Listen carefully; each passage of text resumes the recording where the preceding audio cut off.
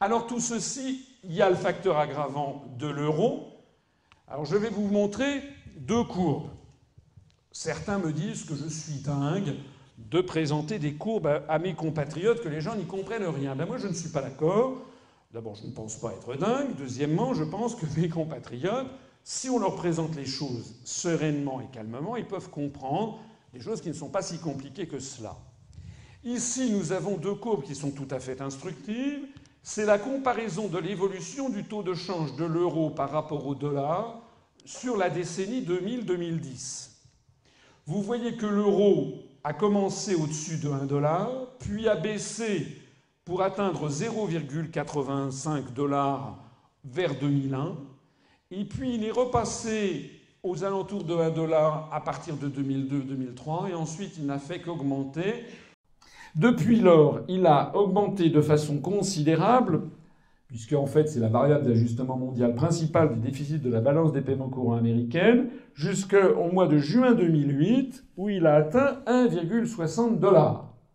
Et depuis, il a fait du yo-yo, il est retombé à peu près aux alentours ces jours-ci de 1,25, 1,27, 1,30.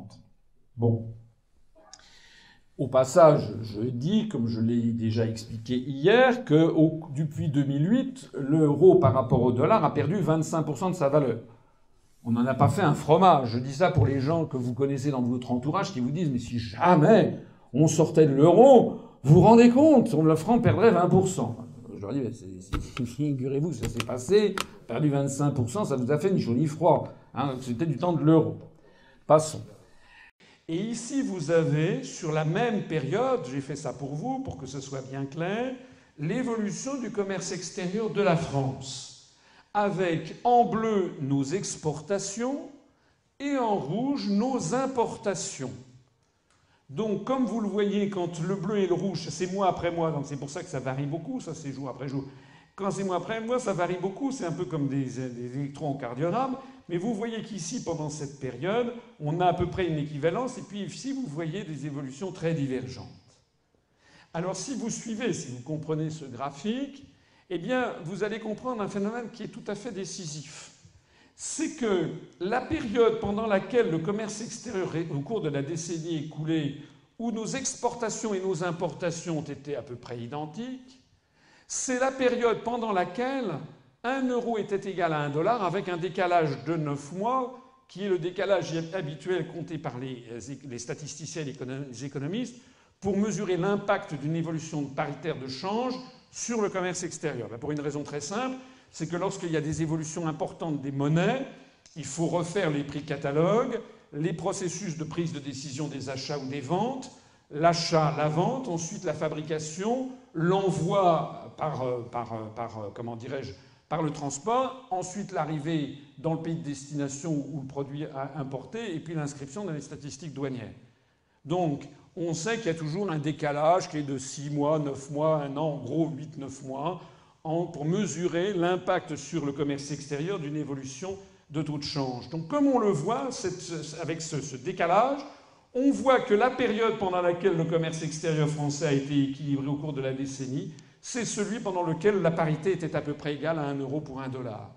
Et on voit que plus l'euro a monté par rapport au dollar, eh bien plus on voit monter les importations, ce qui est logique. Parce que les produits étrangers sont de moins en moins chers. Puisqu'un euro, maintenant, au lieu de valoir 1 $, vaut 1,30 $. On peut acheter des produits fabriqués en dollars qui coûtent de moins en moins cher. En revanche, les produits que vous fabriquez, vous, en euros, les Américains ou d'autres pays du monde, ils sont multipliés par 1,3, ils sont 30% plus chers, 40% plus chers, et donc vous vendez de moins en moins. Et donc on voit apparaître un décalage, qui est le décalage, vous avez reconnu ici ce qu'on appelle un déficit commercial. Le déficit commercial de la France est devenu géant. Il est le témoin de ce que le taux de change extérieur de l'euro n'est pas compatible avec la compétitivité de l'économie française. Alors certains me disent, et certains non des moindres, j'entendais une fois M. Bayrou qui disait « mais ça n'est pas de la faute de l'euro si nous avons un commerce extérieur déficitaire, ça n'est pas de la faute de l'euro si nous perdons des emplois, regardez l'Allemagne. L'Allemagne, elle a l'euro, elle a un commerce extérieur excédentaire, donc c'est la preuve que l'euro n'y est pour rien, et c'est de notre faute à nous les Français. C'est le discours de M. Bayrou, c'est le discours d'un certain nombre de gens. M. Bayrou ferait bien de regarder ce que je vais lui présenter. Parce que comment ça se passe concrètement? Nous avons par exemple, j'ai simplifié les chiffres, une Mercedes fabriquée en Allemagne qui se vend 100 000 €. Et puis une Mégane Renault fabriquée, imaginons qu'elle soit fabriquée en France, elle est vendue 18 000 €. Et puis nous avons une voiture coréenne, une Hyundai, qui est la compétiteur de la Mégane, qui est fabriquée en Corée du Sud et qui est vendue 20 000 $. Alors, lorsque 1 euro égale 1 $, comme c'était le cas au moment où notre commerce extérieur était équilibré, eh bien, sur les marchés d'échange internationaux, sur les marchés internationaux à la grande exportation, la Mercedes qui valait 100 000 € vaut 100 000 $. Je ne parle pas des coûts de transport, etc. Je simplifie le schéma. La Renault Mégane, elle vaut 18 000 $. Et puis la Hyundai, je ne sais pas comment elle s'appelle, elle vaut 20 000 $. Bien. Alors, qui sont les acheteurs? Dans le premier cas, ici, c'est par exemple un Golden Boy de New York, ou bien un milliardaire saoudien, ou bien un tycoon de Hong Kong ou de Chine, ou une star d'Hollywood. Ils vont s'acheter la Mercedes 100 000 $. Et puis ici, vous avez un couple britannique, ou danois, ou canadien, qu'il soit dans la zone euro, peu importe.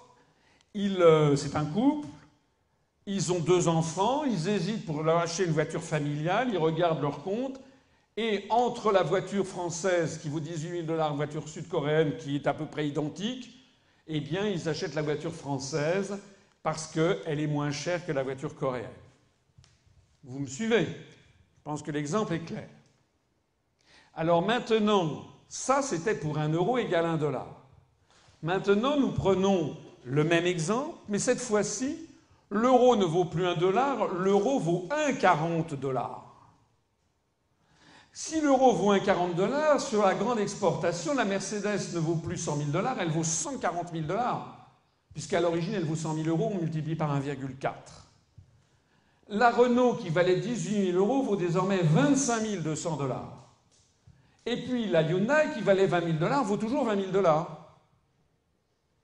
Alors qu'est-ce qui se passe? Il se passe que le Golden Boy de New York, le tycoon chinois, la star hollywoodienne, le cheikh des Émirats arabes unis, il va acheter la Mercedes 140 000 $, parce qu'il s'en fiche, lui. Il a plein d'argent, ce qu'il veut, c'est acheter un statut social. Et donc, la Mercedes, elle valait 100 000 $, elle vaut 140 000 $, tant mieux, je vais l'acheter encore plus. Résultat des courses, Daimler-Benz gagne 40% de plus.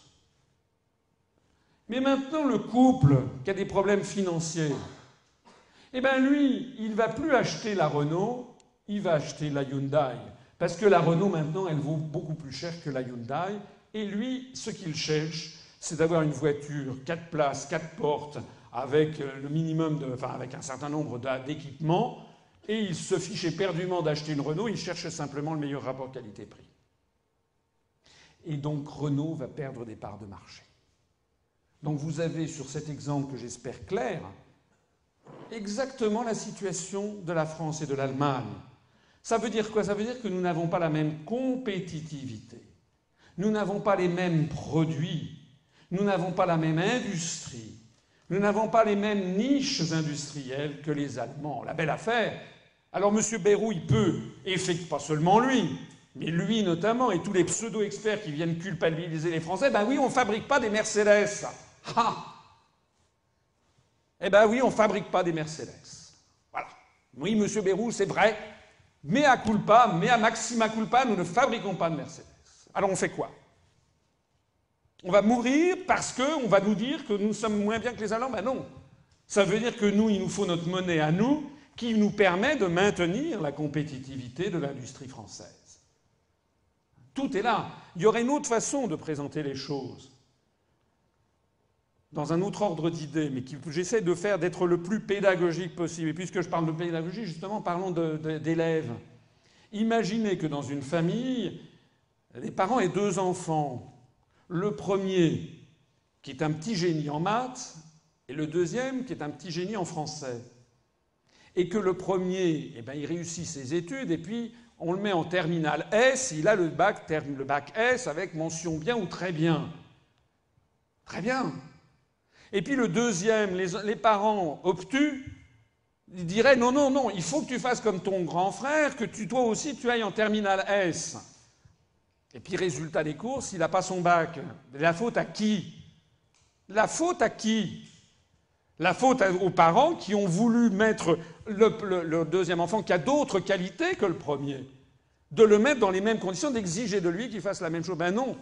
Le deuxième, il avait d'autres qualités, il fallait le mettre en terminale L, il faut l'orienter vers des études, je ne sais pas, littéraires, etc. Il réussira dans son domaine.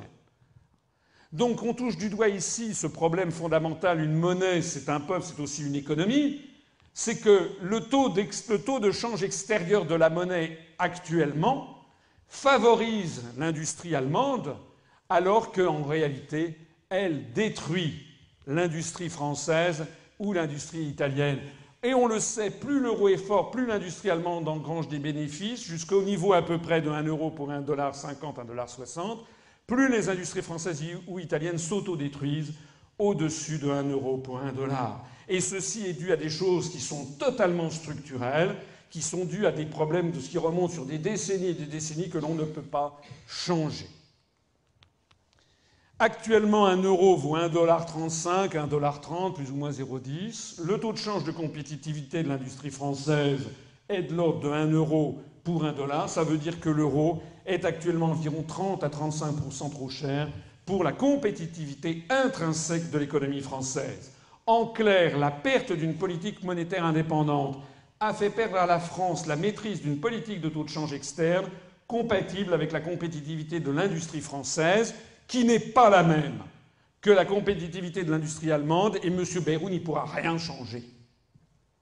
L'euro cher est en train de mettre à mal l'agriculture et les services français. Je n'ai pas parlé d'agriculture, mais vous savez que pour la première fois depuis Vercingétorix, l'agriculture française est dépassée par l'agriculture allemande, et l'euro cher est en train de détruire l'industrie française. Alors, début avril 2013, le taux de change de l'euro est d'environ 1 euro pour $1,30. Le taux de change de compétitivité, je viens de vous le montrer, est de l'ordre de 1 euro égale $1. Ça veut donc dire que l'euro est encore environ 30% trop cher pour l'économie française. Les gens qui vous disent « mais si nous sortions de l'euro, le franc perdrait 30%, vous vous rendez compte ?» Je dis hélas, d'ailleurs c'est pas vrai, parce que les études qui ont été faites par Natixis montrent que le franc risquerait de ne baisser que de 2%, ce qui ne résoudrait pas notre problème. Je dis mais ça serait formidable, on récupérerait la compétitivité de l'économie française. On arrêterait d'avoir cette hémorragie quotidienne d'emplois industriels. En attendant, il n'y a pas qu'Asselineau qui vous dit ça. Monsieur Louis Gallois, président de ADS, dans un entretien du Figaro du 27 mars 2008, il était le président quand même de l'entreprise qui fabriquait notamment Airbus. Bon, il savait quand même de quoi il parlait. En plus, il avait été président de la SNCF. Louis Gallois disait une baisse du dollar de 10 cents, de 10 centimes, fait perdre 1 milliard d'euros à Airbus. Une augmentation, on peut dire, de l'euro par rapport au dollar de 10 centimes fait perdre 1 milliard d'euros à Airbus. L'euro, à son niveau actuel, est en train d'asphyxier une bonne partie de l'industrie européenne en laminant ses marges à l'exportation. Si cela continue, l'industrie européenne fuira l'Europe. Le Figaro du 27 mars 2008, entretien avec Louis Gallois, allez vérifier si ce que je vous dis est faux. Donc ça veut dire que un très grand patron était le premier à le dire, et le problème c'est que ça a continué. Comme ça continue, eh bien on se délocalise pour aller en zone dollar.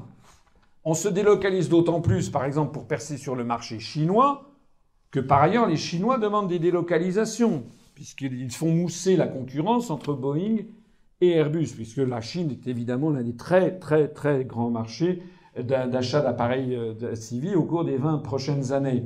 Donc le résultat des courses, c'est qu'à la fois sur la demande des Chinois et à la fois sur les contraintes de l'euro qui rendent les productions industrielles non compétitives en zone euro, eh bien EADS est obligé d'aller se délocaliser en Chine. Et il n'y a pas que EADS, je prends cet exemple parmi bien d'autres. Donc le résultat, c'est qu'une partie de la production des Airbus A320 est désormais entièrement effectuée en Chine, dans une usine flambant neuve de la ville de Tianjin. Alors les gens me disent « Oui, mais c'est que du montage, c'est pas encore de la fabrication. » Oui, bien sûr. C'est comme les gens qui me disaient en Alsace il y a 2 jours « Mais non, mais cette région Alsace, ça ne nuit en rien à la souveraineté française, pas du tout. » Ça, c'est toujours les propos lénifiants pour ne pas vous faire comprendre le processus qui est en cours. Oui, bien sûr, les Chinois ne vont pas sortir un Airbus A380 du jour au lendemain. Ce sont des industries très lourdes. Il faut avoir à la fois du savoir-faire, des ingénieurs, des appareils, tout un outil industriel sur place. Mais la tendance, elle est là et bien là. Ça, c'est l'inauguration donc de cette usine. On a à Tianjin le premier Airbus A320 fabriqué en Chine a été livré à la compagnie chinoise Sichuan Airlines. Et vous savez, c'est une des compagnies régionales. Il y a un certain nombre de compagnies régionales en Chine depuis que le gouvernement chinois a fait éclater le monopole de la compagnie CAC, qui était la compagnie nationale auparavant. Donc, le premier Airbus entièrement monté en Chine, l'Airbus A320, a été livré à la Sichuan Airlines le 23 juin 2009. Ensuite, on sait que, voilà, fin 2009, l'usine chinoise de Tianjin a produit 11 Airbus, 6 A319 et 5 A320. En 2011, l'usine chinoise de Tianjin a produit 48 Airbus par an. Donc on est passé à 1 par semaine. Combien de copies d'Airbus va-t-il y avoir? Que restera-t-il de l'industrie aéronautique française dans 15 ans, en 2025 ou 2030? D'autant plus que ça n'est pas faire offense aux Chinois, que j'aime beaucoup. Je suis souvent allé en Chine, c'est un pays que je connais bien. Mais d'autant plus que les Chinois ont le génie, comme tous les peuples d'Extrême-Orient, de la copie, puisque c'est valorisé dans leur culture. Nous sommes une culture où on dévalorise la copie, on valorise le geste singulier de l'artiste fou. En Chine, pas du tout. En Chine, on valorise la théorie confucéenne, c'est d'apprendre auprès d'un sensei, comme on dit en japonais, d'un professeur. On apprend à écrire pendant des dizaines d'années l'écriture chinoise. Donc, on valorise la copie. Alors, en plus, c'est évidemment dans l'intérêt industriel, mais ça veut bien dire que dans moins de 10 ans, il n'y aura plus 2 fabricants d'avions au monde. Il y aura Boeing, Airbus, et puis il y aura un des principaux nouveaux concurrents, ça sera le fabricant chinois. Et puis comme Boeing est subclaquant avec son affaire de Dreamliner, et puis comme Airbus se délocalise à cause de l'euro, nous sommes en train de tuer Airbus. Alors on présente Airbus comme un grand fleuron de la construction européenne, alors que j'insiste sur le fait que ça n'a rien à voir. Vous savez que Airbus n'a rien à voir avec la construction européenne. Ça a été lancé par Charles de Gaulle qui, justement, comme il refusait l'entrée de la Grande-Bretagne dans le marché commun, avait voulu montrer qu'il n'était pas anti-anglais et donc avait lancé un processus de coopération industrielle internationale.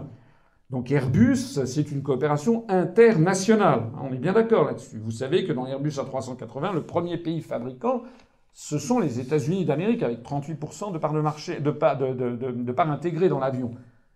Dans l'Airbus A380, le très grand porteur, toute l'électronique embarquée, plus les trains d'atterrissage, c'est américain.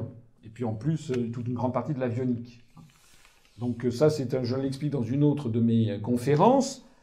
Si demain la France sort de l'Union européenne, elle sera toujours dans Airbus. Ça n'a rien à voir. C'est pas un traité, c'est une coopération internationale. Pareil pour Ariane Espace. Bon, d'ailleurs, il y a beaucoup de pays de l'Union européenne qui ne sont pas dans Airbus. Même la majorité des pays de l'Union européenne ne mettent pas un clou dans Airbus, un rivet, alors que vous avez dans les Airbus une coopération très importante. Vous avez 10 entreprises japonaises, des entreprises sud-coréennes, singapouriennes, canadiennes, russes, américaines, dans l'Airbus. Bien.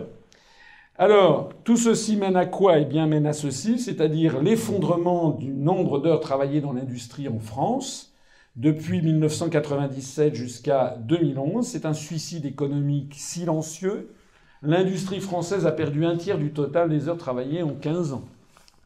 Je vous parle beaucoup de suicide, mais parce que la France est en train de se suicider. Nous sommes en train d'un pays qui est en train de se suicider. au sens propre comme au sens figuré. Les agriculteurs se suicident, l'agriculture française dégringole, l'industrie française, regardez cette courbe. Le contraposé de ça, c'est ça. Actuellement, chaque jour, la France perd 4 à 500 emplois. Chaque jour, la France perd une usine. Chaque jour, plus de 1500 Français basculent en dessous du seuil de pauvreté calculé par l'INSEE pour l'année 2010. En 2012, je pense qu'on va être plutôt à plus de 2000 Français qui basculent en dessous du seuil de pauvreté. Voici la situation. Une situation qui est calamiteuse, qui dure maintenant depuis 15 ans. En fait, qui est directement corrélée à l'adoption du traité de Maastricht, de l'euro, de la prétendue mondialisation inévitable, c'est-à-dire de la suppression de tous les contrôles aux échanges de capitaux, de marchandises et de services. Ça en est le fruit direct. Et que font ceux qui sont à l'origine de ça? Ils continuent à plastronner dans les médias. Les Jacques Attali, les Jacques Delors sont en train de nous dire ce qu'il faut faire maintenant, alors que tout ce qu'ils ont dit s'est traduit par une catastrophe ayant été mise en pratique. Nous avons j'allais dire un gros mot, nous avons des clowns comme M. Montebourg, qui se fait nommer ministre du redressement productif. Il a fait quoi pour redresser productivement la France depuis 1 an? Rien, parce qu'il ne peut rien faire. Parce que la clé du problème, c'est l'article 63. Elle est là, la clé du problème.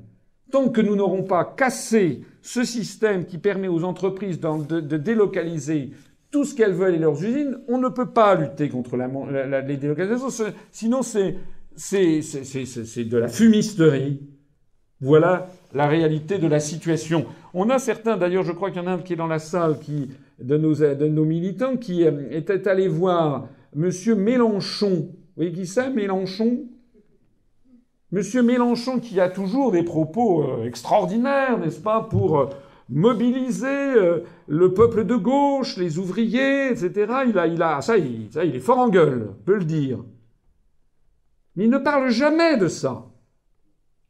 Ce sont des formules. Alors on a certains de nos militants qui sont allés le voir, et qui ont dit « Monsieur Mélenchon, est-ce que vous pourriez parler de l'article 63 du TFUE ?» Et il a répondu quoi? Ils sont dans la salle. « Camarades, on ne parle pas de ça !» Non, il a dit « il y a des caméras, on va nous descendre. » On ne parle pas de ça. Il y a des caméras, Voilà. Il y a des caméras, on va nous descendre, on ne parle pas de ça. Ah bon? Mais il sert à quoi, Monsieur Mélenchon? Il sert en fait à drainer sur son nom 10 à 12% des gens pour ensuite, au deuxième tour, aller les faire voter pour M. Hollande, qui est l'artisan même de la catastrophe. C'est comme ça que les choses se passent. Je n'exagère pas. C'est d'ailleurs pour ça qu'il y a de plus en plus de gens qui viennent m'écouter, parce qu'ils savent, ils voient que c'est la vérité. Et si vous en doutez, si vous le découvrez, allez voir mes conférences, regardez l'actualité dans 1 mois, dans 2 mois, dans 5 mois, dans 6 mois, dans 1 an, vous verrez. Et ça va continuer. Tant que les Français ne seront pas sortis de ce cancer, n'auront pas balayé toute cette classe politique qui verrouille indûment tout débat, parce que la moindre des choses, si nous étions en démocratie, c'est que je puisse débattre. À la télévision, à TF1, avec Jacques Attali, ou avec M. Montebourg, ou avec M. Sarkozy, puis que les Français jugent. Non, les Français, à TF1, on leur donne du Koh-Lanta.